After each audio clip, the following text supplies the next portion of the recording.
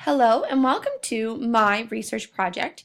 I'm doing classroom management in the early years of teaching. I wanted to look into this as I was hoping that I get a better understanding of how I can use different classroom management skills in order to have a more effective classroom. So, as a new teacher, it is always difficult to walk into a new classroom and not know the dynamic of the students and how they work together. It is difficult to identify the structure of the classroom management as you are unaware of how the students are going to react to you. The problem that I hope to address is how do you build strong classroom management skills when the students are unfamiliar with you? How can you build that classroom of trust? So with this, my statement of the research problem is, the problem that I'm hoping to investigate is what types of strategies and other factors should I have when entering a full-time classroom for the first time? After the process of jumping from school to school, through supplying and through placement, what are some ways to set goals and social cues to get the students engaged and motivated to participate in the classroom?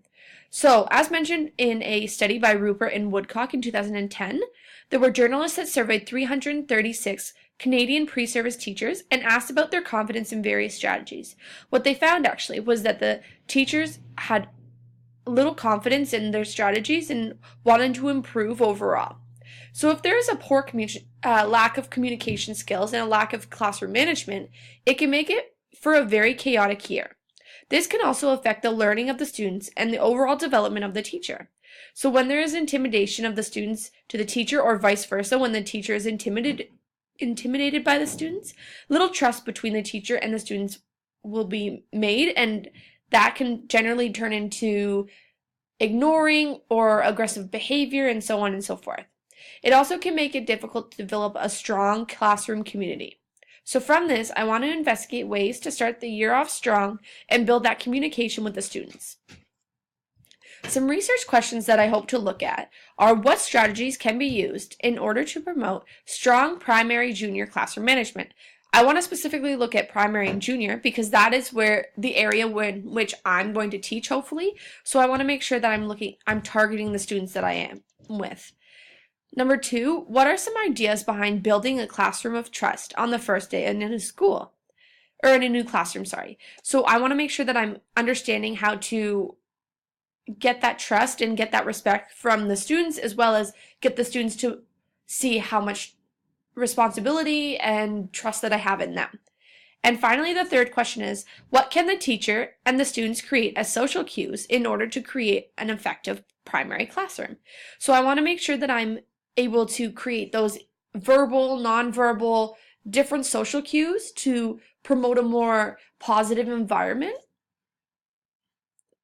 So some definitions that I want to look at that I believe are relevant to my topic is classroom management, which is a term educators use to describe methods of preventing misbehavior and dealing with it if it arises. So in other words, it is the techniques teachers use to maintain control in the classroom. Another definition would be strategies, and this is a plan of action or policy designed to achieve a major or overall aim. Social cues, as I mentioned previously in my statement of the research problem, which can either be a verbal or nonverbal hint, and it can be positive or negative. So these cues guide the conversation and other social interactions. A few examples of social cues, as mentioned, are facial expressions, body language, vocal tone, and much more. And finally, the last definition I want to look at is the first-time teacher. So as of someone going into teaching as a profession, I want to make sure that I know the definition of a first-time teacher, which is a teacher that is new to the classroom and is unfamiliar with the setup or students, which is why I'm doing this research project.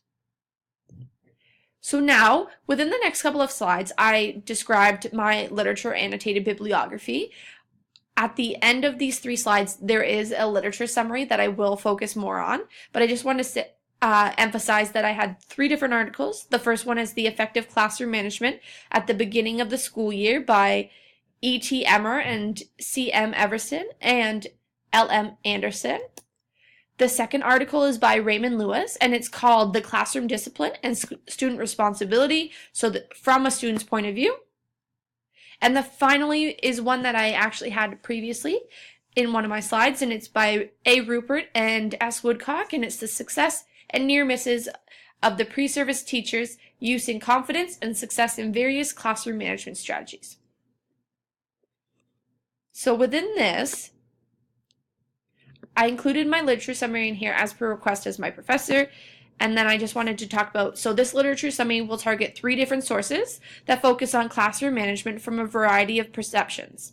So these resources are great tools to use, whether you're going to elementary, secondary, or even in first-time teaching. What I got from these articles is that classroom management is a huge necessity of creating a positive learning environment for your students and classmates. As a teacher, setting a norm and strong communication system is a great asset to have when entering a new classroom. My research question asks for strategies and other factors that come into play when entering a classroom for the first time. I was hoping to get a better understanding of how to set goals and social cues with the students in order to keep them engaged and motivated to participate in class. If there's a strong set of values in classroom management, it is easier for the students and the teacher to create that classroom community. So, from here, I'm going to go into my first article, which was classroom management at the beginning of the school year.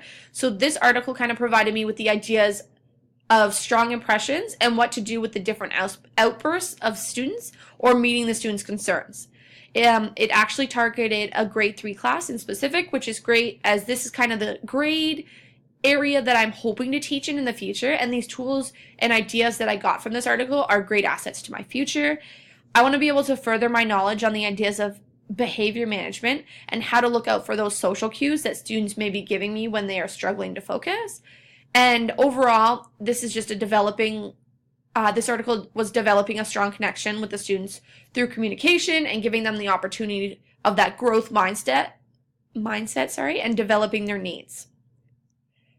My second literature article was the school discipline and student responsibility, It targeted the students in specific and wanted to get a better overview of how the classroom management was and how it should be.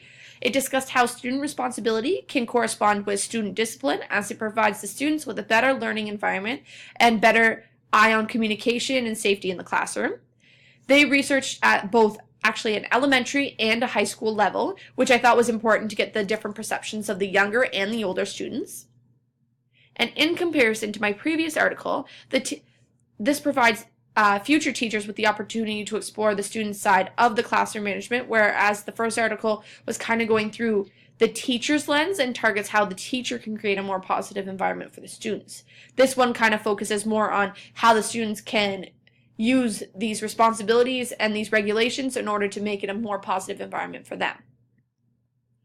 My final literature summary, it is Success and Near Misses, which is the pre-service teachers' use, confidence, and success in various classroom management strategies. So this article looks at pre-service teachers and their overall confidence levels in classroom management strategies.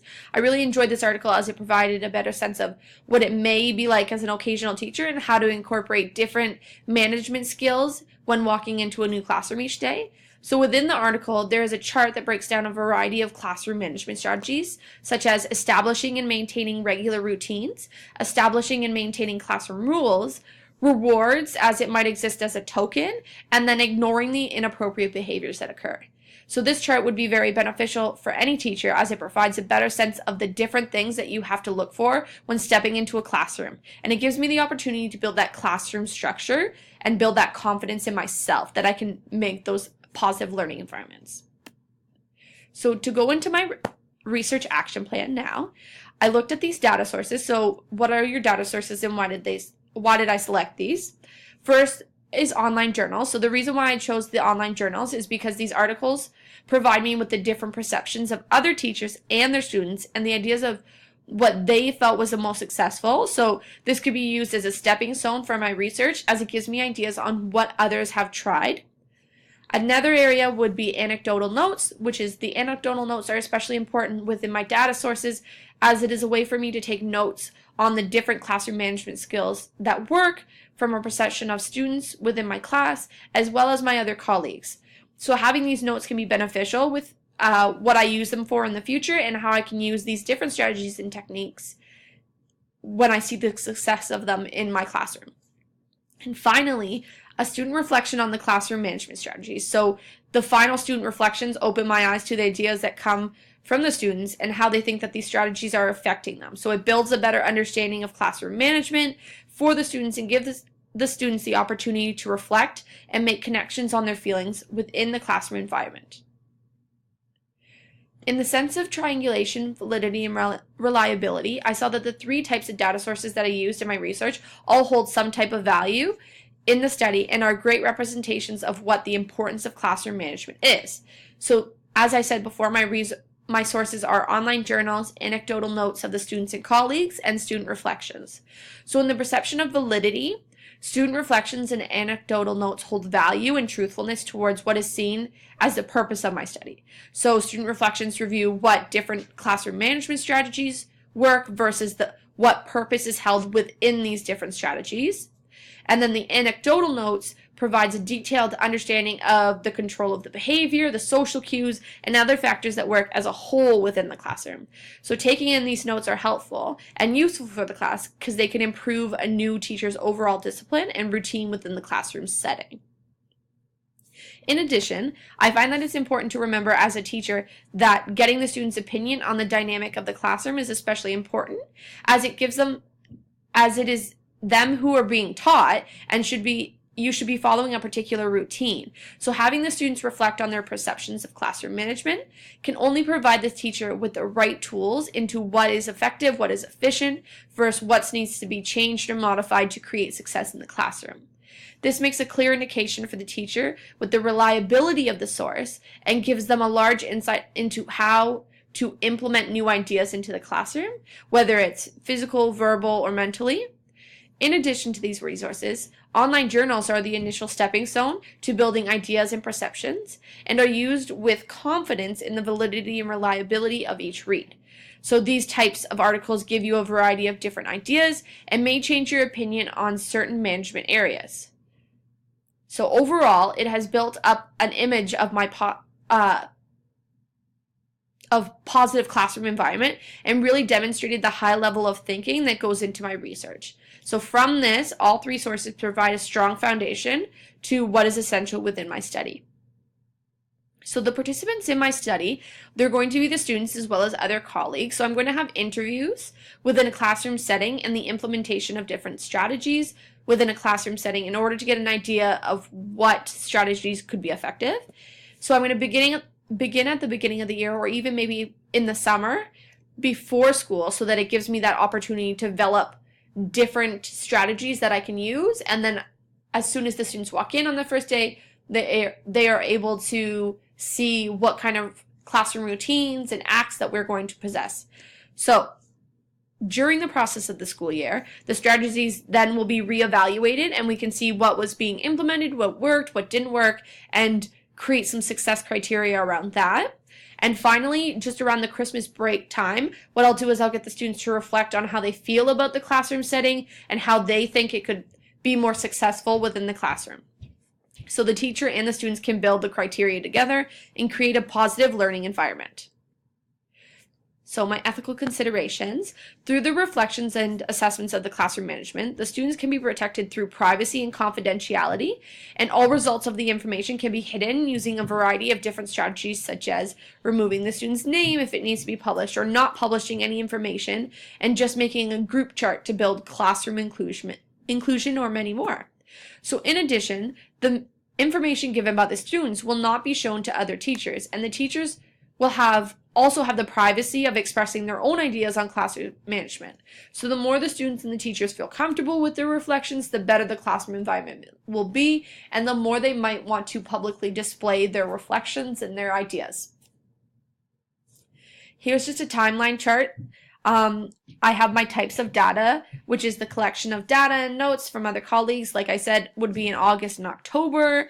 My anecdotal notes, which will be throughout the year, and it's just me taking different notes on different management skills and what worked and what didn't. And finally, the student reflection at the end. So just in December before Christmas break, just a final reflection to establish their ideas on classroom management.